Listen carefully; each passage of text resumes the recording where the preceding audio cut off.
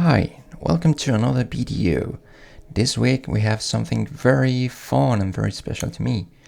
As many of you may or may not know, one of my favorite movies is Howl's Moving Castle from Studio Ghibli. And last year my wife gave me the art book as a gift on my birthday.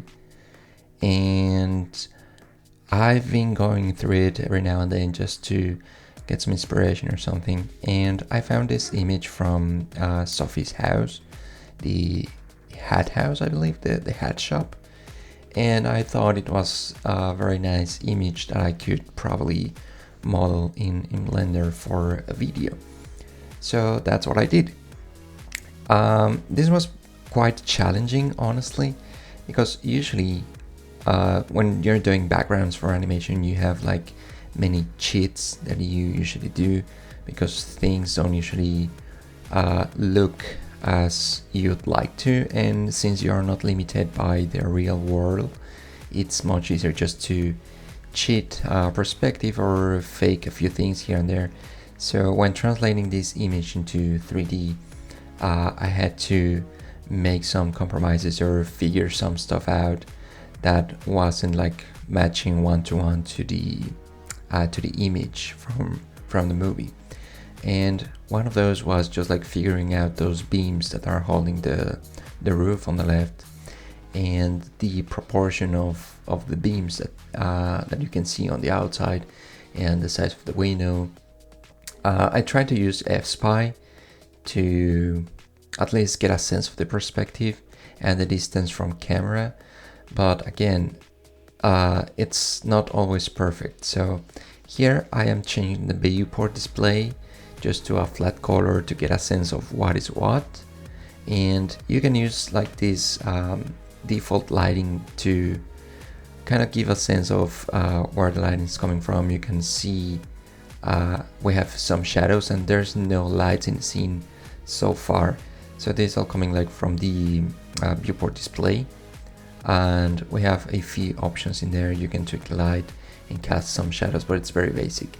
I think it looks very cel shady, and I think it works for these kind of images.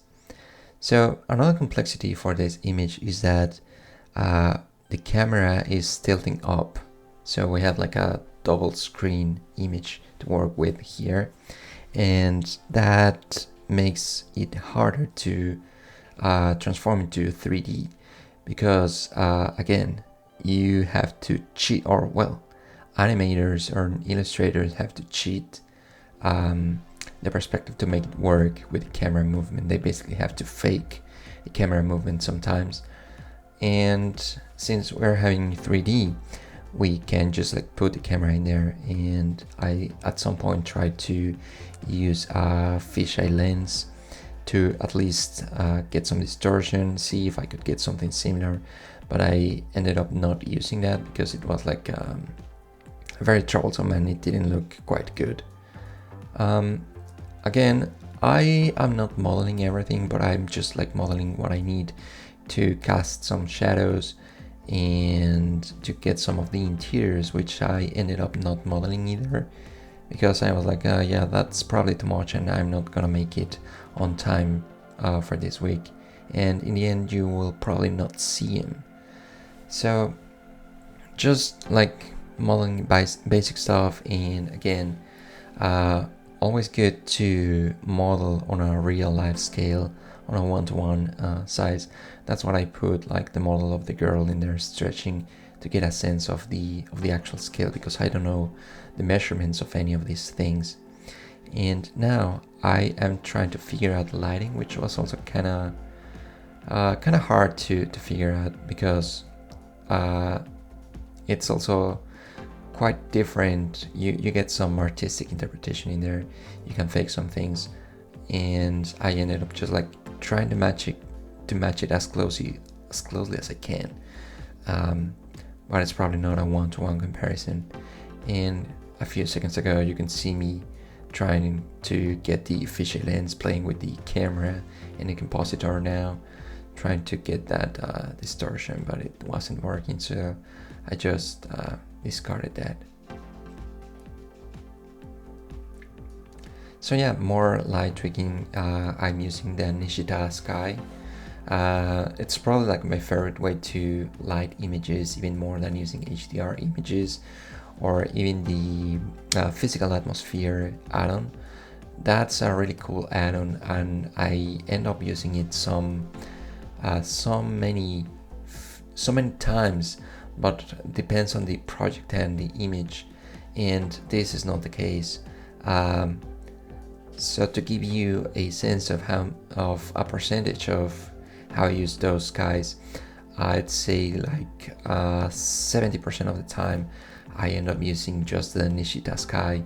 20% is the physical atmosphere add-on, and probably 10% is an HDR image. Whenever it comes to environments, at least, whenever I'm trying to light either an interior or a very specific object, a product or a sculpt, I usually end up using light objects, and in combination with the Nishida Sky, or in that case, I believe I tend to use the HDR images more often, just to get better reflections. At this point, I am texturing all the planes that I had, and I am using a combination of the Materialic add-on, some previous videos, and maybe some I got from Polyhaven and what's it called, Quixel Megascans, but most of them are from Materialic and Polyhaven. Most of the times those are pretty good. And for the wall on the right, I am using that technique I've told you about a couple of times right now, which is just like combining two different PBR textures, two principal shaders with a mix shader, and then masking it with a noise texture to hide the repetition of the texture. Here, this is a texture from Quixel Megascans because it has like a great displacement map, and to get that displacement, I am adding a simple what's it called, a simple subdivision modifier, but I'm using the adaptive subdivision box ticked on. To get that, I believe you have to turn on the experimental options on the Blender settings, but that gives you like an adaptive subdivision for the texture that you're plugging in. So if things are closer to camera, it will add more subdivision, and if things are farther away from camera, it will get like just the right amount of subdivisions to get some displacement on the texture and save some memory in there. So yeah, at this point I am adding a little bit more of details like the windows, create a plane, and just creating this glass texture that I use all the time, which is just like a glass BSDF and a transparent BSDF that are combined with a mix shader, and that helps to speed up cycles and just to get better reflections, in my opinion, than using just like a principled BSDF with the transparency turned on, or a glass BSDF alone.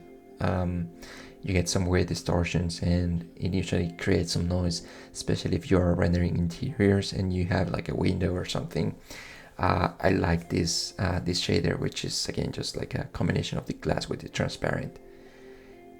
Here I'm still tweaking the lighting, tweaking the exposure a little bit, trying to find the best option to showcase this image, but at the same time trying to keep it similar to the reference image. I was missing a window on the right, so I just like duplicate an object and put in there, kind of trying to make it work, because again, on the original image, the top part is like a second screen, so it's not meant to be seen as a whole image at the same time, which is what I'm doing here. So trying to make sense of the image a bit. Here I am modeling a door very quickly, and a great tip is to use like the bevel shape, I believe it's called, where you can just like play with the curves, and whenever you bevel an edge, you will get like that pattern on the bevel, and that's a pretty cool and pretty fast way to create some moldings on either walls or in this case on the door. So here I am now rendering. I remember to record the rendering window this time. So the passes that I'm getting is the ambient occlusion, the beauty pass, and the environment. And those I use in Photoshop. Oh, sorry, and the mist pass. And now in Photoshop, I am compositing all of these passes, and I am painting some clouds. And the thing that really sells the image for me is the color correction, because on anime you have like a limited palette, and I was like trying to really match it closely using different color lookup tables and adjustment layers, and then I have to bring up the variation, trying to give it like a painterly style to some of these textures. But at the most, I want to keep it realistic, for realistic that is. So I am choosing where to paint over and where not. And on some areas, I am also trying to enhance the texture, like on that wall to the right.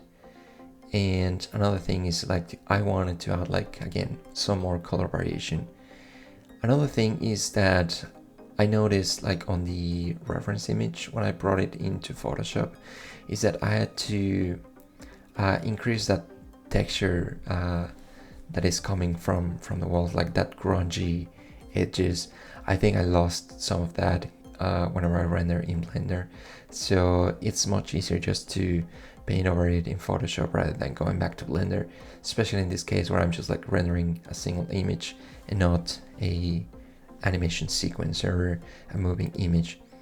So yeah, that's pretty much the case for this week. I hope you liked it. Please consider subscribing to the channel. I know the videos coming next week. Next week we're doing like some sculpting in Blender. Hope you like that. Turn the notifications on. Leave a comment with your questions and I'll try to address them on next videos. Hope you liked it and see you on the next one. Cheers guys.